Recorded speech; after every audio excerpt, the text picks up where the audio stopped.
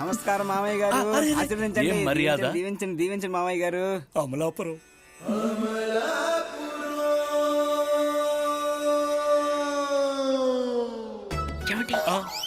దీవించండి మామయ్య గారు, దీవించండి. అయ్యయ్యో. నన్ను దీవిస్తూనే ఉండండి. చాలు. అత్తయ్య గారు మీరు కదా మెయిన్. దీవించండి అత్తయ్య గారు, దీవించండి. ఆశీర్వదించారా? పద. రండి లోపలికి. పద రండి అమ్మా. అబ్బో, అదిరిపోయిందిగా ఇల్లు. నువ్వు వెళ్ళి అమ్మాయిని తీసుకురా. వచ్చేస్తుందండి. అలాగేనండి.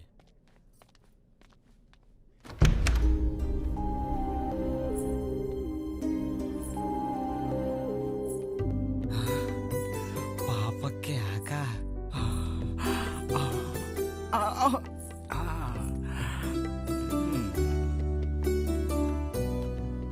తీసుకోండి బాబు. వద్దండి పర్లేదు తీసుకోండి బాబు. వద్దండి తీసుకో బాబు. వద్దండి. పోనీ కాఫీ ఏమైనా తీసుకుంటావా? అయ్యో వద్దండి, కతికితే అతకదంటారు.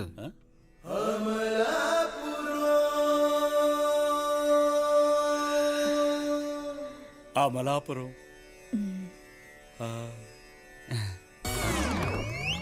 అమ్మాయిని ఏదన్నా అడగాలనుకుంటే అడగచ్చు. నేను అడుగుతాను. ఏంట్రా 4-5 ఎంతమ్మా? కొంచెం తేలిగ్గా. 3-5 ఎంత తల్లి? ఇంకొంచెం తేలిగ్గా. పోనీ 2-5 ఎంత? బాగా తేలిగ్గా. ఇంతకన్నా 1-5 ఎంతమ్మా? అంత కష్టమైన ఎందుకు అడుగుతున్నాను గారు? కష్టమేంట్రా?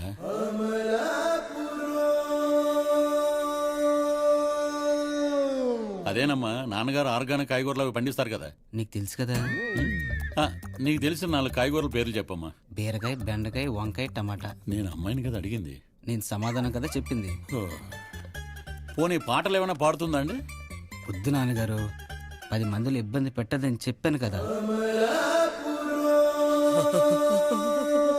ఈ డామినేషన్ ఎక్కువైంది. ఇచ్చి పుచ్చుకునే విషయాలు పిల్లల ముందు ఒకసారి అనుకుంటే బాగుంటుందేమో. అలాగేనండి. మా అమలాపురంలో మీరు ఆగండి నాన్నగారు. మళ్ళీ ఆపేవా? అంకుల్, మీరు మీ అమ్మాయికి ఏది ఇవ్వాలనుకుంటే అది ఇస్తారు.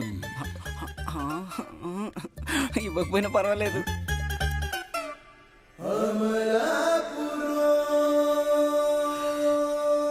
అయితే అమ్మాయి మీకు బాగా నచ్చినట్టేగా? బాగా నచ్చింది అంకుల్.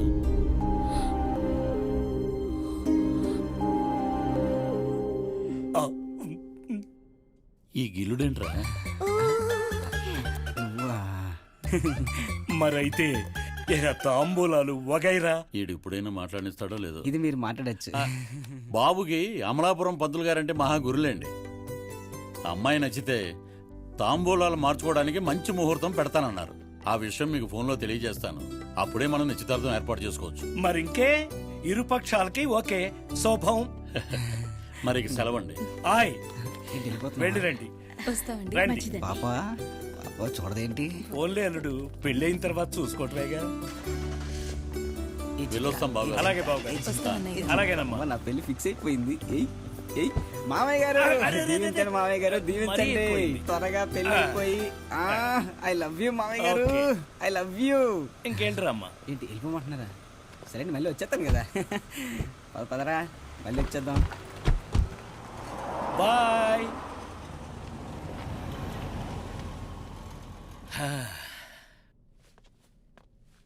అమ్మా ఏదో చేయమ్మా. విజయ్ లేకుండా నన్ను నేను ఊహించుకోలేను. నాన్నగారు చూస్తే అవతల అన్ని ఫైనల్ చేసేసాను. అమ్మా ఏదో రకంగా ఆపమ్మా. విజయ్ లేని జీవితం నాకు వద్దు. విజయ్ నేను నాకు అలాగే కావాలి. ఇంకో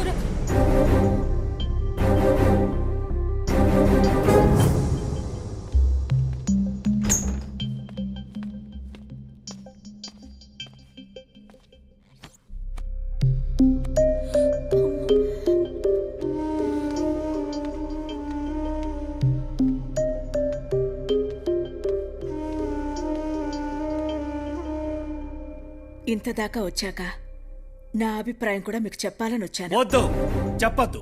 ఇప్పటిదాకా ఎంత చెప్పాలో ఎలా చెప్పాలో అంతా చెప్పేశావు. ఇంకా చాలు, ఆపే. దాని ప్రేమ బాధ్యత నెత్తిన పెట్టుకుని తల్లి బాధ్యత మర్చిపోయావు. ప్రేమ లేని చోట ఎంత వెలుగున్నా దారి కనబడదండి. ఇలాంటివన్నీ చెప్పి చెప్పి ఏం తప్పు చేశాను? నువ్వు తప్పు చేశావని నేను అన్నానా? నువ్వు చెప్పిన దాన్ని నేను ఎప్పుడన్నా కాదన్నానా? అల్లేదు. అలాంటిది మరి ఇప్పుడు ఎందుకు అంటున్నాను? ఇది దాని జీవితానికి సంబంధించిన సమస్యే. ప్రేమ దాని మనసుకి సంబంధించిన విషయం అండి.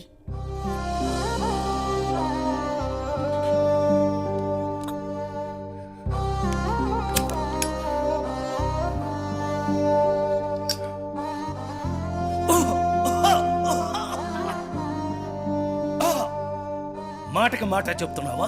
కాదండి, అడిగిన దానికి సమాధానం చెప్తున్నాను. ఈ డిస్కషన్ ఇక్కడితో ఆపి, నాలో ఓపిక పూర్తిగా పోకముందే ఆపేస్తే మంచిది. 25 మన సంసారంలో ఏ ఒక్కరోజు నేను నీ మీద చేయత్తలేదు. ఇప్పుడు ఆ పరిస్థితి తెచ్చుకోకు.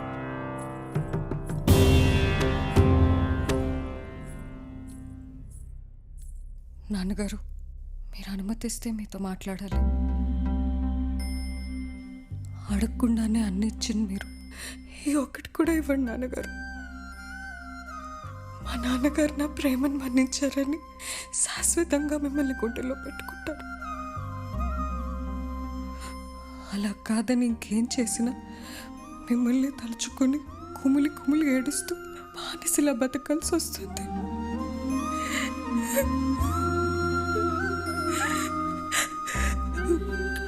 కష్టంగా ఉన్న చెప్పక తప్పడం లేదు. నా జీవితం అంతా పరాయి చోట్ల ప్రేమ నటించే శిక్ష నాకు వేయకండి అన్నగారు.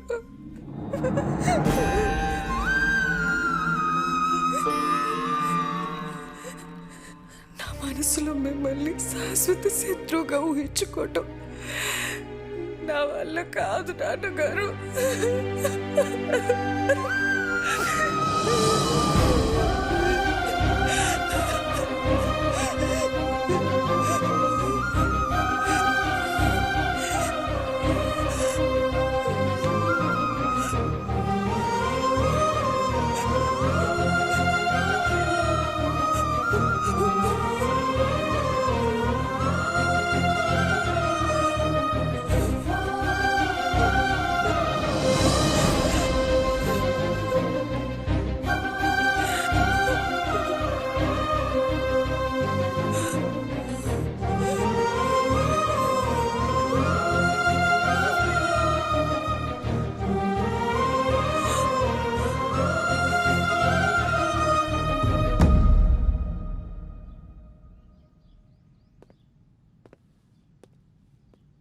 ఏంటి నాన్న అలా ఉన్నావు? పదే పదే వెంకటరమణ గారే గుర్తొస్తున్నారా? మనసుని కష్టపెట్టిన వాళ్ళు పదే పదే గుర్తుకు రావడం సహజం నాన్న. అది కాదురా, ఆయన నుంచి చాలా నేర్చుకోవాల్సింది ఉందనిపించింది. ఆయన కూతురు మీద ఆయనకున్న ప్రేమ, దానికోసం ఆయన పడ్డ శ్రమ. నీ గురించి నేను ఎప్పుడు పడలేదురా, ఎప్పుడు తిట్టడమే. సమయం అంతా కప్పే కష్టాన్ని కడుకోవడంతోనే సరిపోయింది. మంచం మీద అలాగే పడుకుని ఎలుక ఇంకా రాకుండా ఉంటే ఎంత బాగుంటానని ఎన్నిసార్లు అనిపించిందో. రేపటి ఖాళీ కడుపుకి నా దగ్గర ఆన్సర్ లేక. ఊరుకో నాన్న, ఊరుకో. నన్ను క్షమించరా. అంత మాట అనకు నాన్న. ఇన్ని కష్టాల మధ్య కూడా ఏ రోజు నన్ను పస్తు పడుకోబెట్టలేదు. ఇంతకన్నా ప్రేమించే తండ్రి ఎవరికైనా దొరుకుతారా నాన్న? నాకు వెంకటరమణ గారి కంటే మా నాన్నే గొప్ప. మా నాన్న ప్రేమే గొప్ప.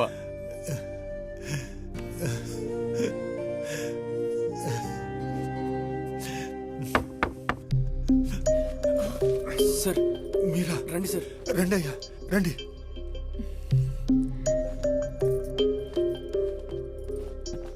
మంచినీళ్ళు ఏమైనా తీసుకుంటారా? మీరు కూడా కూర్చోండి. పర్లేదంటయ్యా, ఇంత దూరం వచ్చారు. చిన్న కబురు పెడితే మేమే వచ్చేవాళ్ళం కదా. పద్ధతి ప్రకారం మేమే రావాలి, ఇదే కరెక్ట్. ఆ రోజు మీరు మా ఇంటికి వచ్చినప్పుడు నేను ఏదేదో మాట్లాడాను. దయచేసి ఏమనుకోకండి. అయ్యో, అంత మాట అనకండయ్యా. బాధ్యత తెలిసిన తండ్రిగా మీరు మాట్లాడిన ప్రతి మాట ఒక నిజం. కూతురి పట్ల మీకున్న ప్రేమ చూశాక మాకు మీ మీద మరింత గౌరవం పెరిగిందే తప్ప మేం ఎవరం ఇంకోలా అనుకోలేదయ్యా. ఏ తండ్రైనా కూతురి భవిష్యత్తు మరొకరి చేతిలో పెడుతున్నామంటే ఆ వ్యక్తి సమర్థత గురించి ఆలోచించాలి. ఆ పని మీరు చేశారయ్యా. రేపు నేను పెద్దయ్యాక నాకు ఇలాంటి సిచ్యువేషన్ ఎదురైతే నేను మీలాగే ఆలోచిస్తాను. అందుకే ముందు నా సమర్థత రుజువు చేసుకున్నాక అప్పుడే మిమ్మల్ని అప్రోచ్ అవుదామని నిర్ణయించుకున్నాను. ఇంతకాలం డబ్బులోనే రిచ్నెస్ ఉందనుకున్నాను కానీ వ్యక్తిత్వంలోనే ఉందని మిమ్మల్ని చూశాక తెలుసుకున్నాను. మీరు మా ఇంటికి వచ్చినప్పుడు అంత ఆస్తి ఉందా అని అడిగితే లేదు అని నిజాయితీగా చెప్పారు. అది రిచ్నెస్ అంటే. అంత సమర్థత మీ కొడుక్కుందా అని అడిగినప్పుడు ఆత్మాభిమానంతో మౌనంగా వచ్చేశారే తప్ప ఒక్క మాట కూడా మాట్లాడలేదు. అందులో ఉంది రిచ్నెస్. నా కూతురు నిన్నెంత ఇష్టపడుతుందని తెలుసు కూడా మా అంగీకారం కోసం ఎదురు చూశారే తప్ప లేచిపోదాం అనుకోలేదు. దాన్ని రిచ్నెస్ అంటారు. అది సంస్కారం అంటే. రూపాయల్లో లెక్క పెట్టేది ఆస్తి, లెక్క పెట్టలేనిది సంస్కారం. ఇప్పుడు నా కూతుర్ని చేసుకుంటావా అని అడగడానికి వస్తే నిన్ను నువ్వు రుజువు చేసుకున్నాకే అప్రోచ్ అవుదామన్న నీ నిర్ణయాన్ని చెప్పావు చూడు, అది నీ మీద నీకున్న నమ్మకం. ఇప్పుడు ఆ నమ్మకం నిజమయ్యేదాకా ఆగితే నా కుటుంబం నన్ను ఒక వ్యాపారస్తులాగా చూస్తుంది. ఆగకుండా చేస్తే నా కూతురి మీద నాకున్న ప్రేమ రుజువవుతుంది.